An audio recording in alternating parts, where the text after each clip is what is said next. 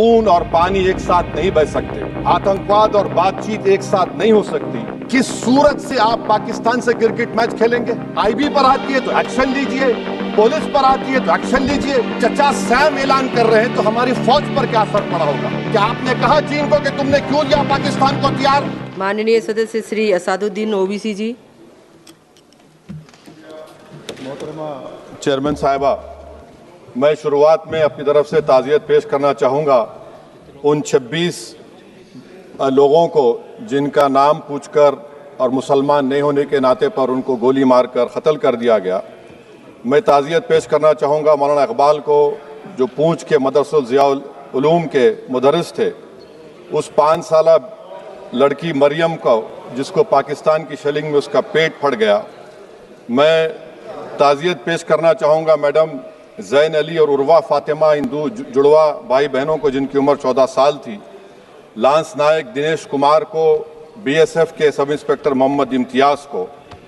मैं शुक्रिया अदा करना चाहूँगा कश्मीर की आवाम का कि उन्होंने पहलगाम के वाक़े के बाद मस्जिदों से ऐलान किया मजम्मत का, बग़ैर किसी के बोलने पर रोड पर निकलकर उन्होंने पाकिस्तान से आए हुए दहशतगर्दों की मजम्मत की।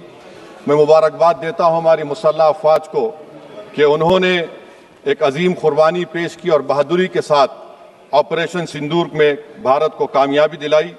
मैं मुसल्लह अफवाज ने पहले 9 दहशतगर्द ठिकानों पर उनको निशाना बनाया और सबसे मेरी नज़र में जो दहशतगर्दी के दिल पर हमला हुआ वो भावलपुर का था और 6 एयरफील्ड, 3 हैंगर और 2 रनवेज को हमने तबाह किया। बाद में ऑपरेशन सिंदूर की कामयाबी की एक अहम वजह यह थी मैडम कि मुल्क में इत्तेहाद और इत्तेफाक पैदा हो गया था, एक यूफोरिया पैदा हो गया था, मगर अफसोस कि हुकूमत ने उसका फ़ायदा नहीं उठाया। मैं आज भी कह रहा हूँ, जिम्मेदारी के साथ कह रहा हूँ कि पाकिस्तानी फ़ौज, पाकिस्तान की ISI, पाकिस्तान का डीप स्टेट, उनका हयाती मकसद ये है कि हमेशा भारत को कमज़ोर किया जाए और अगर हमको इन ताकतों को कमज़ोर करना है तो देश में इत्तेहाद और इत्तेफाक को बरकरार रखना पड़ेगा। अगर हम बुलडोज़र के ज़रिए या फिर लिसानी जबर के ज़रिए या मजहबी फ़िरक़ा परस्ती के ज़रिए अक़लियतों को निशाना बनाएंगे तो हम खुदा ना खास्ता उन पड़ोसी मुल्क के दहशतगर्द तंजीमों को कहीं कामयाब ना हो जाए। मैडम, मैं आपके सामने ये भी कहना चाहूँगा कि इत्तेहाद और इत्तेफाक इस मुल्क में जब मजबूत होगा तो हमको बैनुल अक़वामी सतह पर दिखाने की ज़रूरत नहीं पड़ेगी। मैं आपकी तरफ से हुकूमत से चंद सवालात करना चाहूँगा कि वज़ीर आज़म ने कहा कि खून और पानी एक साथ नहीं बह सकते, आतंकवाद और बातचीत एक साथ नहीं हो सकती।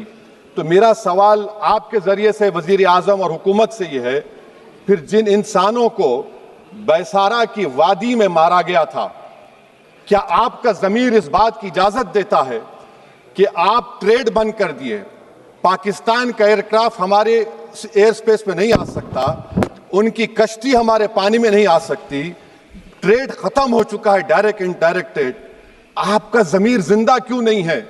किस सूरत से आप पाकिस्तान से क्रिकेट मैच खेलेंगे जब हम पानी नहीं दे रहे हैं? 80% पानी पाकिस्तान का हम रोक रहे हैं, ये कहकर के पानी और खून नहीं बहेगा, आप क्रिकेट मैच खेलेंगे? मैडम, मेरा ज़मीर तो गवारा नहीं करता कि मैं उस मैच को देखूंगा। क्या इस हुकूमत में इतनी हिम्मत है कि उन 25 मरने वालों को फोन करके कहे कि देखो हमने ऑपरेशन सिंदूर में बदला ले लिया, अब तुम पाकिस्तान का मैच देखो? बड़ी अफसोस की बात है मैडम। मैडम, अकाउंटेबिलिटी किस पर है? पहलगाम किसने किया? 7.5 लाख हमारी फौज और सेंट्रल पैरामिलिट्री फोर्स है, ये कहां से 4 चूहे घुसकर हमारे भारत के नागरिक को मारे? अकाउंटेबिलिटी किस पर फिक्स होगी? LG पर फिक्स होगी तो LG को बरतरफ करिए, IB पर आती है तो एक्शन लीजिए, पुलिस पर आती है तो एक्शन लीजिए, मगर आप ये समझ रहे हैं कि ऑपरेशन कर दिया और हम खामोश लोग भूल जाएंगे। अकाउंटेबिलिटी फिक्स करना पड़ेगा। मैडम, डिटरेंस आपकी क्या है? आपने सर्जिकल स्ट्राइक किया, आपने बालाकोट किया, फिर ये पहलगाम हुआ, तो आपकी डिटरेंस की पॉलिसी नाकाम साबित हुई, कश्मीर की पॉलिसी नाकाम साबित हुई, 370 हटा दिया आपने एक रियासत को यूटी बना दिया और उसके बावजूद भी दहशतगर्द वहां पर पहुंच गए। तो और अफसोस मुझे इस बात का होता है मैडम कि पाकिस्तान को हम जानते हैं, पाकिस्तान और इजराइल इस पूरी दुनिया में एक फेल्ड स्टेट है और पाकिस्तान कि आर्मी चीफ को, जिससे हमारे स्ट्रेटेजिक रिलेशनशिप, इसको अपना दोस्त कहते हैं, उस देश का प्रेसिडेंट उस शख्स को बुलाकर खाना खिलाता है अपने साथ जिसके भाषण से हमारे लोग मारे गए थे। तो क्या आपकी खारजा पॉलिसी कामयाब हुई? आप देख लीजिए। अच्छा, हमारे देश में एक ऐसी तंजीम है जिसका वजूद नफरत की बुनियाद पर और मजहबी अज़वियत को फैलाने के लिए बनाया गया। उनको तकलीफ है सेकुलरिज्म से, सोशलिज्म से, मगर हमारे संविधान के प्रियम्बल में लफ्ज सॉवरेन है। सॉवरेन का मतलब यह है कि हम खुद मुख्तार हैं, हम हाकिम आला हैं, हम अपने मुल्क के मुकद्दर का फैसला करेंगे। एक गोरा व्हाइट हाउस में बैठकर भारत की सीज फायर का ऐलान करेगा? यह आपका नेशनलिज्म है? अफसोस होता है मुझे सर। मैडम मैं आपसे पूछना चाह रहा हूं कि अगर एक चचा सैम ऐलान कर रहे हैं तो हमारी फौज पर क्या असर पड़ा होगा? हमारे उन पायलटों पर क्या असर पड़ेगा जो नहीं मालूम कितनी ऊपर आसमानों पर भारत की हिफाजत कर रहे हैं? वो नेवी का सिपाही जो समंदर में खड़ा हुआ है, उसको यह नहीं मालूम हो रहा है कि मेरा प्रधानमंत्री ऐलान नहीं किया, एक गोरे ने ऐलान किया। बड़ा ये आपके कैसा होगा ये? मैडम, मेरा सवाल हुकूमत से यह भी है कि हम कोई एडवर्सेरियल कंट्री नहीं है अमेरिका के लिए, हम दोस्त हैं, स्ट्रेटेजिक रिलेशनशिप है। क्या क्या एग्रीमेंट हमने साइन नहीं किया, तो क्या ये दोस्ती निभा रहे हैं? मैडम, मैं हिस्टोरिकल एग्जांपल दे रहा हूं। क्रुश्चेव और टीटो, क्रुश्चेव ने दबाव डाला, टीटो ने कहा मैं नहीं मानता, मैं नैम ज्वाइन करूंगा। मैडम, फ्रांस और यूएसए, डिगोल को जब यूएसए ने दबाव डाला तो डिगोल ने कहा कि तुम दोस्त हो मगर हमारी खारिजा पॉलिसी आजाद ना है। मैडम, वहीं पर आप देखिए गुजराल साहब, जिसको कहते सबसे कमजोर थे, वजीर आजम थे, उन्होंने बहादुरी का मजारा कि रिफूलिंग करने नहीं दिया। वियतनाम 20 साल यूएसए लड़ा मगर झुका नहीं, और हम उनको बोल भी नहीं पा रहे, हम तो कोई दुश्मन मुल्क तो नहीं है अमेरिका के, ये आपको समझने की जरूरत है। और मैडम, यहां पर वजीर खारजा ने कहा वो चीन गए, डिप्टी चीफ ऑफ स्टाफ ने कहा कि चीन के इक्विपमेंट एक लाइफ लैब था हमारे उनके लिए। क्या आपने कहा चीन को कि तुमने क्यों दिया पाकिस्तान को हथियार?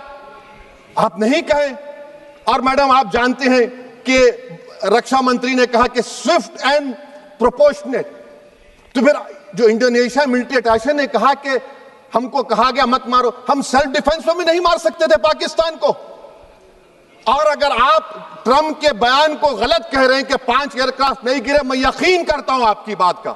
आप हमारे पायलट्स को कमेंट करिए ना, हमारे पायलट्स को कमेंट करिए कि हम अपने पायलट्स की तारीफ करते हैं, आप वो भी नहीं करना चाहते।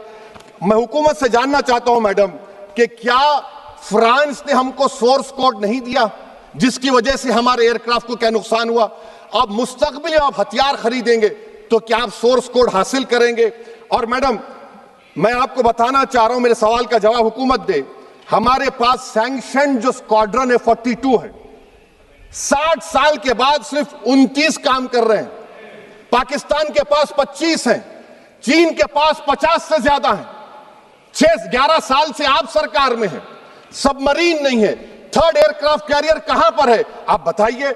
और मैडम, FATF में लाना पड़ेगा आपको। अगर आप विश्व गुरु हैं तो हम आपको चैलेंज कर रहे हैं, आप G7 के कंट्रीज को, GCC को और चचा सैम को राजी कराइए कि पाकिस्तान को, मैडम खत्म कर रहा हूं, FATF में दोबारा लाया जाए। मैडम, ऑल पार्टी मीटिंग हुई, देखिए कितना कॉन्ट्रडिक्शन है केंद्र सरकार में और स्टेट सरकार में। ऑल पार्टी मीटिंग में था, केंद्र सरकार ने कहा कि नहीं, बैसारन मिडोस पर तो कोई जा ही नहीं सकता, जून से पहले इजाजत लेना पड़ेगा। बाद में हमको मालूम हुआ कि साल भर खुला रहता मिडोस सिवाय बारिश और स्नो के। ये कॉन्ट्रडिक्शन है केंद्र सरकार में। वहां पे मैं हुकूमत से मुतालबा करता हूं मैडम आपके जरिए से कि कौमी सिक्योरिटी को, नेशनल सिक्योरिटी को, खारिजा पॉलिसी को, फॉरेन पॉलिसी को राजनीति का मुद्दा मत बनाइए, राजनीति का मुद्दा मत बनाइए। ये हमारे मुल्क में मुफाद होगा, हमारे मुल्क के इत्तेहाद और एकजुटती को आप एक वोट का जरिया मत बनाइए। और मैं एक आखिरी बात पूछ रहा हूं मैडम, क्या चीन ने हमसे कहा था कि सीज फायर कर लो? और कैसे पाकिस्तान ने हमारे पायलट्स की बातों को सुना कि हमारा कम्युनिकेशन एनक्रिप्ट नहीं है? मैडम, आखिर में मैं अपने शेर से इस अपनी बात को खत्म करूंगा कि अपने ही हाथों से सर अपना कटाना है हमें, मादर हिंद पे भेंट चढ़ाना है हमें। किस तरह मरते हैं एहरार वतन भारत पर, यह तमाशा है जो दुनिया को दिखाना है हमें। ये मैं भारत की उस बहादुर फौज के नाम पे करता हूं, मुसल्लह फौज के नाम पे करता हूं। ये शेर कहने वाला कोई बीजेपी का नहीं था, ये शेर कहने वाले का नाम शेर था, शहीद अशफाकुल्लाह। मैं फिर से हुकूमत से कह रहा हूं, पाकिस्तान टेररिज्म करेगा, आप तैयार हो जाइए। आप चीन से मोहब्बत, कितना इम्बैलेंस हुआ ट्रेड का, कितना इम्बैलेंस हो रहा है चीन से। अच्छा, जब गलवान हुआ उस वक्त भी ट्रंप ने कहा था कि मैं बात करूंगा, हमने कहा नहीं बात करेंगे, जरूरत नहीं है। आज ट्रंप हमारे से पहले बोलता है। इज्जत नफ्स भी कोई चीज होती है, इख्तिदार में कोई यहां रहेगा कोई वहां रहेगा, मगर इख्तिदार में इकबाल होना चाहिए। बदबख्ती की बात यह है कि आपने इकबाल को खो दिया। बहुत बहुत शुक्रिया। माननीय सदस्य श्री के फ्रांसिस जॉर्ज जी।